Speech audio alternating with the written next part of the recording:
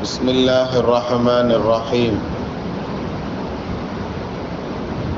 قال نبينا صلى الله عليه وسلم: ما تركت بعدي فتنة أضل على الرجل من النساء، كما قال عليه الصلاة والسلام وتسليم. صدق النبي صلى الله عليه وسلم.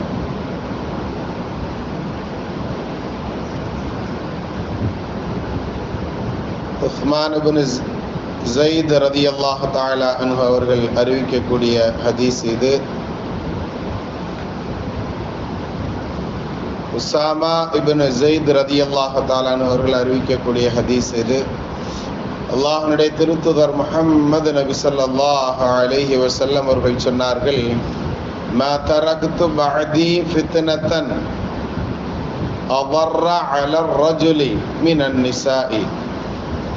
எனக்கு பிறகு ஆண்களுக்கு பெண்களை விட அதிக தீங்கான சோதனையை நான் விட்டு செல்லவில்லை என்பதாக நபி ஸல்லல்லாஹு அலைஹி வஸல்லம் அவர்கள் சொன்னார். நபி அவர்கள் தங்களுக்கு பின்னால் பயந்த ஒரு விஷயம் என்ன அப்படிங்கிறது இந்த ஹதீஸில் ரொம்ப மிக தெளிவாக சொல்லப்பட்டு இருக்கக்கூடிய செய்தி. அல்லாஹ் தஆலா குர்ஆன்ல அதனால தான் இப்படியும் சொல்லி தருவான்: வகுல்லில் முஃமினாத்தி யக்துல்ன மின் அப்சாரிஹின்ன. நபியே, நீங்கள் சொல்லுங்கள், முஃமினான பெண்களுக்கும் சொல்லுங்கள். இதுவரைக்கும் நாம் ஆண்களுடைய பார்வை அது சம்பந்தமான செய்திகளையும் பார்த்துக்கிட்டு வந்தோம்.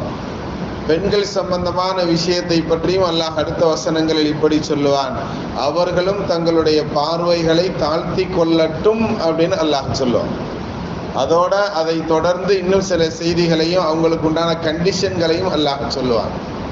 அவர்கள் தங்களுடைய முந்தானைகளால் தங்களுடைய தலைகளை இழுத்து மூடிக்கொள்ளட்டும், தங்களுடைய மார்புகளை மூடிக்கொள்ளட்டும்னு நிறைய கண்டிஷன்களை அல்லாஹ் சொல்லி தருவான். கண்ணியத்திற்குரியவர்களை, ஆண்களுக்கு பார்வையை மட்டும் நீ பேணிக்கோ அப்படின்னு அல்லாஹ் சொல்லக்கூடிய அடுத்த ஆயத்தை பெண்களை பற்றியும் பார்வையை நீ தாழ்த்திக்கும், உன்னுடைய உடைகளையும் நீ சரி செய்து கொள் அப்படிங்கிற அந்த விஷயங்கள் கண்டினியூ ஆகும். ஹைர், அல்ஹம்துலில்லாஹ். அது தொடர்ச்சியாக நபி ஸல்லல்லாஹு அலைஹி வஸல்லம் அவர்கள் இப்படி சொல்லி தர்றாங்க நமக்கு. ஆண்களுக்கு உண்டான பெரிய ஃபித்னா சோதனை என்ன அப்படின்னு சொன்னால், எனக்கு பின்னாடி நான் பயப்படுறது பெண்களை தான் பயப்படுறேன் அப்படின்னு சொல்கிறாங்கன்னா, அப்போ பெண்களின் வாயிலாக ஆண்களுக்கு எப்படியெல்லாம் பிரச்சனைகள் வரும் அப்படிங்கிறத நாம் இந்த ஒரு வார்த்தையின் மூலம் நாம் விளங்கி கொள்ள முடியும். ஆனால் நாம் ஆண்களாக இருக்கக்கூடிய நபர்கள் அந்த அதான் சின்ன சின்ன விஷயங்கள் கூட ஆரம்பமாகுவது எங்கேருந்து அப்படின்னா கண்ணில் இருந்து தான் ஆரம்பமாகும். எங்கிருந்து ஆரம்பமாகும்னு சொன்னால் சிறு சிறு பாவங்கள் கூட எங்கிருந்து துவங்கும், அதனுடைய ஆரம்ப முதல் புள்ளி என்ன அப்படின்னு சொன்னால் கண் பார்வையில் இருந்து தான். பார்க்காம காதல் அப்படி இப்படிலாம் சொன்னால் அதெல்லாம் வேற பக்கம், அதெல்லாம் ஏதோ ஒரு காலம் மூசா நபி காலம் விளங்கிக்கிற மாதிரி ஆகிப்போச்சு. இப்போல்லாம் எப்படி ஆகிப்போச்சுன்னு சொன்னால், கண் பார்வை அப்படிங்கிறது நம்ம எங்கே கொண்டு போய் விட்டோம்னா கடைசியில் அதனுடைய முடிவு புள்ளி நரகத்தில் கொண்டு போய் விடக்கூடியது அப்படிங்கிறதான் யதார்த்தமான உண்மை. கனவான்களை சலஃபு சாலிஹீன்கள் எல்லாம் இப்படி சொல்லுவார்கள்: அந்நிசாஉ ஹபாயிலு ஷயாத்தீன். பெண்கள் அப்படிங்கிறவங்க எப்படின்னு சொன்னால் அதாவது இப்லீஸ் ஷைத்தான்களுடைய வலைகள்.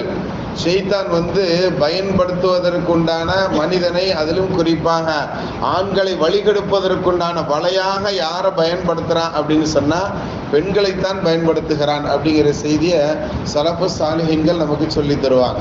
அதாவது எந்த ஒரு ஆணையும் கெடுக்கணும் அப்படின்னு சொன்னால் முதல் விஷயமாக பெண்ணை தான் கொண்டு வந்து நிப்பாட்டுவான். நபி யூசுப் அலைஹிஸ்ஸலாமுக்கு பெண்ணுனால எவ்வளோ பெரிய சோதனை வந்ததுங்கிறது தெரியும். அதனால தான் மூசா நபி அலைஹிஸ்ஸலாம் ரொம்ப உஷாராக என்ன செய்வாங்கன்னா, நம்ம பார்வை அந்த அம்மா மேலே பற்றக்கூடாதுனால நீ பின்னாடி வாமா, நான் முன்னாடி நடந்து போகிறேன்னு சொல்லுவாங்க. நீங்கள் பின்னாடி வாங்க, நான் முன்னாடி நடந்து போகிறேன். ஒரு சிறு கற்களை கையில் பிறக்கி வச்சுக்கோங்க. வலது பக்கம் திரும்ப வேண்டிய சூழல் வந்தால் வலது பக்கம் கல்லை போடுங்க, இடது பக்கம் திரும்பணும்னா இடது பக்கம் கல்லை போடுங்க அப்படிங்கிற செய்தியை சொல்லி என்ன செய்வாங்க, மூசா நபி மட்டும்தான் பேசுவாங்க. அப்படிங்கிறதெல்லாம் நம்ம என்ன செய்கிறோம், வரலாறுகளில் பார்க்கிறோமா இல்லையா? ஆரம்பத்தில் நாம் இந்த கண் பார்வை பாடம் ஆரம்பிக்கும் போது கூட ஜுனைத் ரஹ்மத்துல்லாஹி அலைஹி அவர்களுடைய ஒரு செய்தியும் நாம் சொன்னோம். அவர்களுக்கு உண்டான கெட்ட விஷயம் ஏற்படுவதற்கு அந்த இதற்கு காரணம் ஒரு பெண்ணை வேலைக்கு வச்சது அப்படிங்கிறத நாம் பார்க்கிறோம். அதே மாதிரி சூரா பக்ராவுடைய ஆரம்பத்தில் ஒரு செய்தி அல்லாஹ் குர்ஆன் ஷரீஃப்ல நமக்கு சொல்லி தருவான். பிபாபில் ஹாரூத் வ மாரூத் அப்படின்னு சொல்லி வரும். அந்த ஒரு ஆயத்துல ஹாரூத் மாரூத் அப்படிங்கக்கூடிய 2 மலக்குகள் சம்பந்தமான நிகழ்வுகள் சொல்லி தரப்படும் நமக்கு. அந்த மலக்குகள் என்ன செய்வாங்க, இத்ரீஸ் நபி அலைஹிஸ்ஸலாம் அவர்களுடைய காலத்துல வாழ்ந்தவர்கள். நாங்க என்ன மனிதர்களை விட சிறப்பாக வாழ்ந்து காட்டுவோம் அல்லாஹ் இடத்துல பேசும்போது, அப்ப மனிதனுக்கு உண்டான ஆசையை கொடுத்து உனக்கு நான் உலகத்துக்கு அனுப்புவேன், நீ போயிட்டு வர முடியுமா அப்படின்னு அல்லாஹ் கேட்பான். அதே மாதிரி உலகத்துல வந்து வாழ்வாங்க. உலகத்துல இருக்கிற நேரம் வரைக்கும் அவர்களுக்கு ஆசைகள் கொடுக்கப்பட்டது அப்படிங்கிற செய்திகளை நாம பார்ப்போம். அந்த 2 மலக்குமார்கள் கெட்டு போனதுக்கு காரணமே ஒரு பெண் என்பதாக சொல்லப்படும். அந்த பெண்ணினுடைய பெயர் கூட சுரையா என்பதாக நாம் வரலாறுகள் பார்க்கிறோம். இன்றும் கீழே இருந்து நாம பார்த்தோம்னு சொன்னா நமக்கு பிரைட்டாக தெரியக்கூடிய ஒரு நட்சத்திரத்தை போன்ற ஒரு சுடர் வீசக்கூடியதாக அந்த பெண் இருப்பது, அந்த பெண் தான் இருக்கிறா அப்படிங்கிற சில செய்திகளும் நாம் என்ன செய்வோம் வரலாற்று ஒலிகளில் பார்க்க முடியும். கண்ணியத்திற்குரியவர்களை சரி, அது ரொம்ப நீளமான நிகழ்வு. ஏதாவது ஒரு சூழல்களில் நீளமாக பேசக்கூடிய சூழ்நிலை வந்தால் நம்ம அதை பற்றி சொல்லலாம். சரி, ஆக மலக்குமார்களாக இருந்தாலும் சரி மனிதர்களாக இருந்தாலும் சரி அவர்களை வழிகெடுப்பதற்குண்டான பெரிய வழிச்சாதனமாக துணை சாதனமாக பெரிய அம்பாக எடுத்துக்கொள்வது இப்லீஸினுடைய அம்பாக இருப்பது பெண்கள் தான்ங்கிறத நாம் கவனத்தில் எடுத்துக்கிடணும். அதற்கு முதற் புள்ளியாக இருப்பது நமது பார்வைகள் தான்.